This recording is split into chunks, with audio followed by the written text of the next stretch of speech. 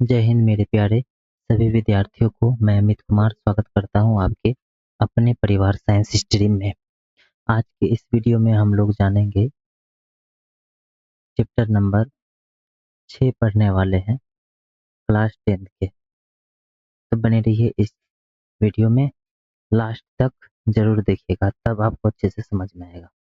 चलिए स्टार्ट करते हैं बिना देरी के। यहाँ पे तो यहाँ पे जो है त्रिभुज है, ठीक ना। तो त्रिभुज जो है हम किसको बोलेंगे, ठीक ना। तो यहाँ पे जो है देखिए, माना कि किसी तल पर 3 बिंदु है। कौन कौन सा? ए और बी और सी है, ठीक ना। कौन कौन सा है इसमें? 3 है, ए और बी और सी है। तो देखिए जैसे कि यहाँ पे एक तल है, यहाँ पे इसमें जो 3 बिंदु है, यहाँ पे ए बी और सी, ठीक ना। ये बोला है 3 बिंदु यहाँ पे ए बी और सी, ठीक। इस यानी कि तथा सी स्थित है यदि ए बी सी संरेखी नहीं है। तो संरेखी क्या होता है आपको जानना जो है बहुत जरूरी है। संरेखी क्या होता है, चलिए यहाँ पे तो बताते हैं। संरेखी क्या होता है, संरेखी क्या होता है, ठीक। तो यहाँ पे यदि 3 बिंदु, ठीक ना, यदि 3 बिंदु या 3 से अधिक बिंदु एक सीधी रेखा पर स्थित हो, उसे हम बोलेंगे संरेखी, ठीक ना। लिखना है यदि यदि 3 या 3 से 3 से अधिक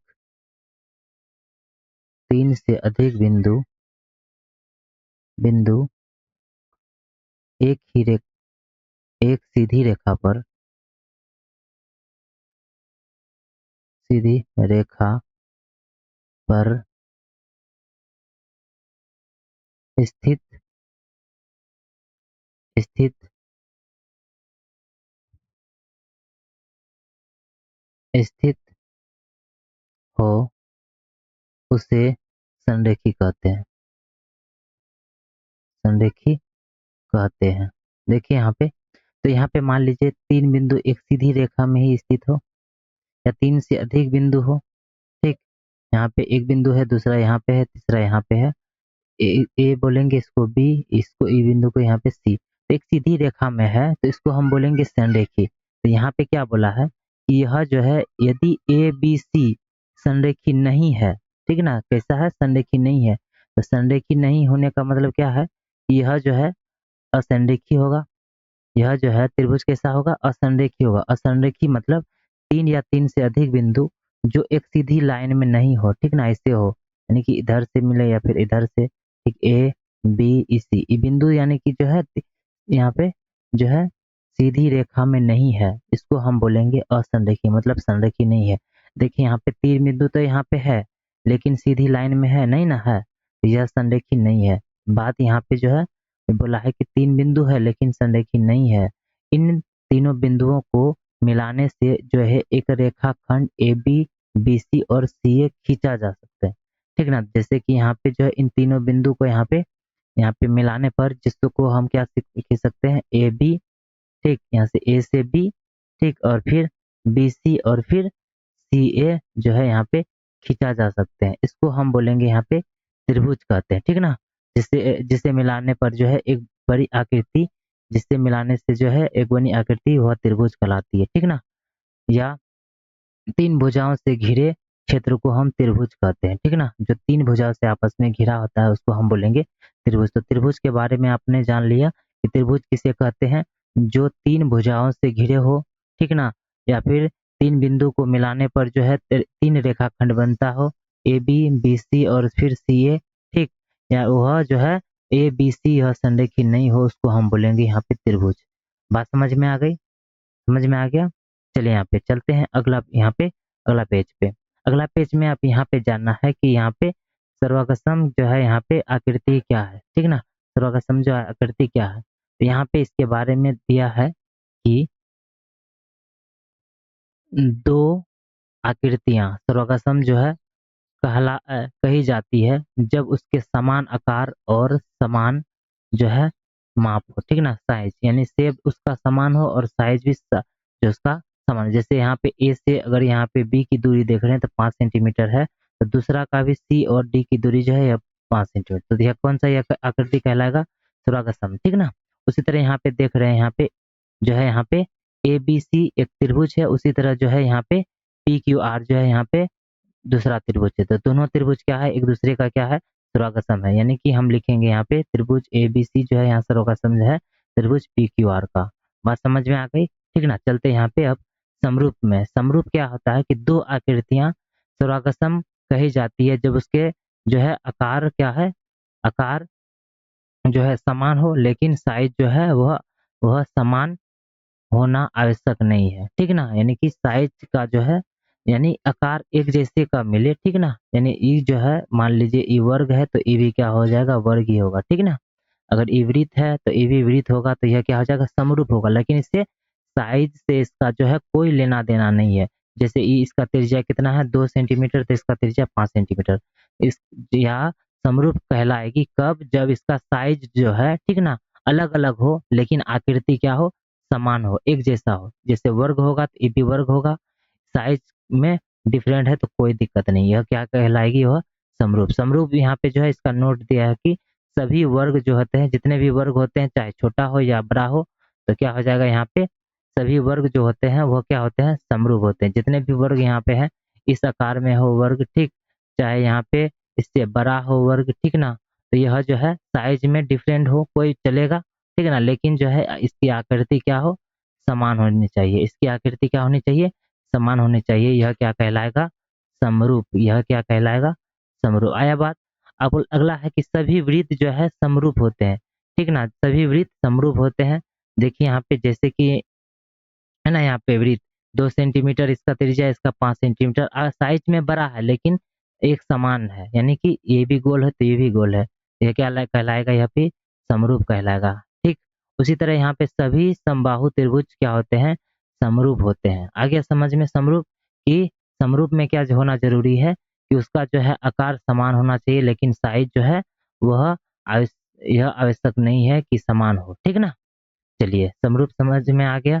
अब चलिए यहाँ पे समरूप बहुभुज यहाँ पे समझते हैं, ठीक। तो सेम वही है कि दो बहुभुज समरूप कहलाएंगे यदि इसके इसके जो है यहाँ पे 3 चरण यहाँ पे दिया है कि क्या क्या दिया है। कि पहला में बोला है नोट में कि उसकी भुजाओं की संख्या समान हो, ठीक, तो वह क्या कहलाएगा? समरूप बहुभुज कहलाएगा। उसके संगत कोण समान हो तो क्या कहलाएगा? समरूप बहुभुज कहलाएगा। उसकी संगत भुजाएं समानुपाती हो, अर्थात सभी संगत भुजाएं एक ही अनुपात में है, तो उसको क्या बोलेंगे? समरूप बहुभुज बोलेंगे, ठीक है ना? अब दूसरा है समरूप त्रिभुज। तो दो त्रिभुज जो है समरूप, वह तब कहलाए जाते हैं यदि उसमें जो है संगत कोण समान हो, उसकी संगत भुजाएं समानुपाती हो, अर्थात सभी संगत जो है भुजा एक ही अनुपात में हो, उसको हम बोलेंगे समरूप त्रिभुज बोलेंगे, ठीक ना? आ गया बात समझ में? ठीक ना? चलिए यहाँ पे, ठीक, यहाँ पे अगला चलते हैं। यहाँ पे अगला जो है यहाँ पे प्रश्न आ गया है। तो हम आपको बताए थे पिछले अभी कि सभी वृत्त जो होते हैं क्या होते हैं? समरूप होते हैं। अभी यही नहीं बताए थे, देखिए यहाँ पे कहाँ पे बताए थे? देखिए सभी वर्ग जो है वो यहाँ पे समरूप होते हैं। तो यहाँ पे सभी जो है वर्ग समरूप होंगे, ठीक ना? सभी वृत्त भी समरूप होते हैं। सभी वर्ग समरूप होंगे, सभी वृत्त समरूप होंगे। इसी तरह यहाँ पे जो है सभी वर्ग जो है यहाँ पे क्या होंगे? समरूप होंगे। यहाँ पे क्या होगा? समरूप। सभी वर्ग भी क्या होंगे? समरूप होंगे, ठीक ना?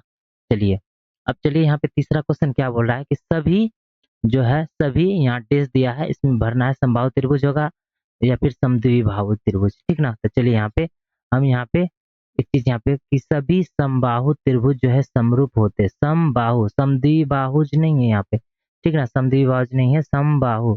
यहाँ पे क्या देना है आपको? समबाहु मारना है, समबाहु। यानी कि सभी समबाहु त्रिभुज क्या होते हैं? यहाँ पे क्या होते हैं? समरूप होते हैं। और यहाँ पे पहला, दूसरा, तीसरा बन गया। चौथा देखिए यहाँ पे कि बोला है कि भुजा की संख्या समान वाले दो बहुभुज समरूप होंगे। दो जो है बहुभुज समरूप होते हैं यदि उसके संगत कोण जो है यहाँ पे बराबर होंगे। यानी पहला में हो जाएगा बराबर, उसकी दूसरी उसकी जो है संगत भुजाएं क्या हो जाएगी? समानुपाती हो जाए। पहला में हो जाएगा बराबर, दूसरा में हो जाएगा यहाँ पे समानुपाती, ठीक ना। तो यहाँ पे जो है 1 नंबर क्वेश्चन जो है यहाँ पे बन चुका है। चलिए यहाँ पे अगला प्रश्न यहाँ पे दूसरा जो है यहाँ पे दिया है।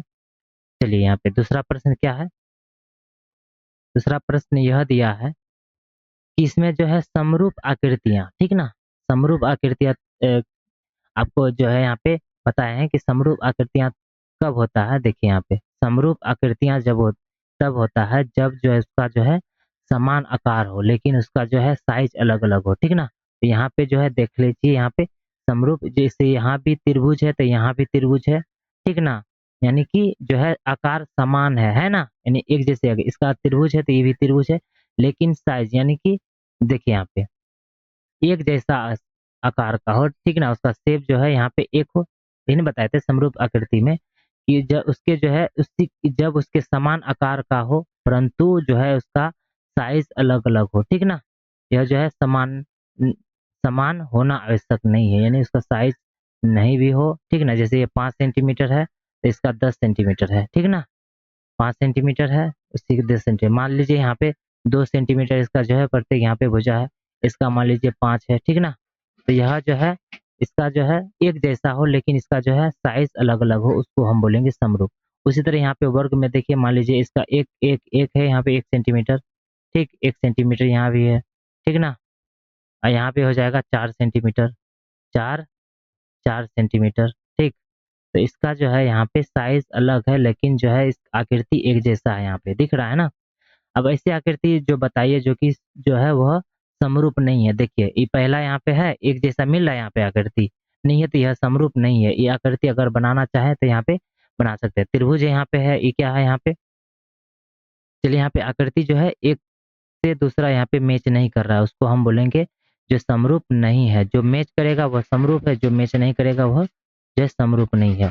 चलिए यहाँ पे अगला प्रश्न, यहाँ पे क्वेश्चन नंबर 3, बताइए कि जो है यह चतुर्भुज जो है समरूप है या नहीं है। जो पहला फिगर है, दूसरा से यहाँ पे जो है समरूप है नहीं, चतुर्भुज है, यहाँ पे ये क्या है, यहाँ पे वर्ग है, तो समरूप है या नहीं है। तो आप सीधे सीधे यहाँ पे देख के बता सकते हैं कि यह जो है यह समरूप नहीं है, ठीक ना।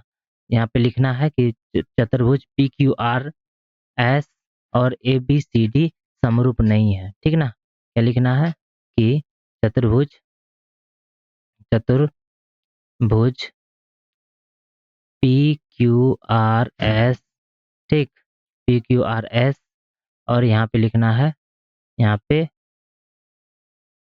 चतुर्भुज पी क्यू आर एस और ए बी सी डी जो है यहाँ पे समरूप नहीं है, और